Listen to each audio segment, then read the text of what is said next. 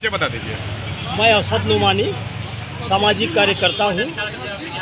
एक आरोप लगा रहे हैं आप अल्पसंख्यक राज्य मंत्री दानिश यादव, तो क्या है, कौन है ये, क्या है?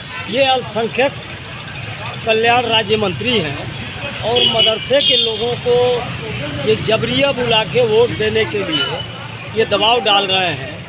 क्या चुनाव आचार संहिता इन लोगों पर लागू नहीं होती है कि आप अपने पद का दुरुपयोग करके किसी को मजबूर करके वोट लेंगे? कौन है ये दानिश यादव जो मंत्री हैं उनका दबाव है। इफ्तिखार जावेद आए थे, मदरसा शिक्षा परिषद के चेयरमैन हैं, उन्होंने भी यही और सरकारी गाड़ी लेके इफ्तिखार जावेद साहब घूम रहे हैं। क्या आचार संहिता उनको ऊपर लागू नहीं होती?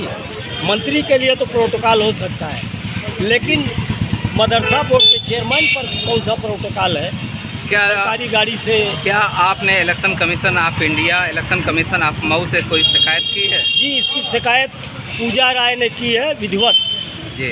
Lucknow police, UP police, DGP सबको किया है। तो ये मदरसे के लोगों को मंत्री के द्वारा क्या किया जा रहा है? दबाव डाला जा रहा है ज़बरदस्ती गठबंधन, एनडीए गठबंधन को वोट करने के लिए। कौन है यहाँ प्रत्याशी? ये अरविंद राजभर जी हैं। हाँ, किसके लड़के हैं ये ओम प्रकाश राजभर जो मंत्री हैं, अल्पसंख्यक कल्याण मंत्री, उनका बयान आ चुका है कि ये लोग जाएंगे कहाँ मदरसे के लोग। मैं इस विभाग का मंत्री हूँ, मुझी को पूरा वोट मिलेगा।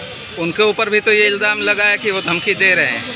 ये मैं बता रहा हूँ ना कि मतलब मंत्री अब धमकी दे रहे हैं मुस्लिमों को? हाँ, मुस्लिमों को मंत्री धमकी दे रहे हैं। क्या उनकी धमकी से मुसलमान डर के वोट करेगा? मुसलमान अल्लाह के सिवा किसी से नहीं डरता। ठीक।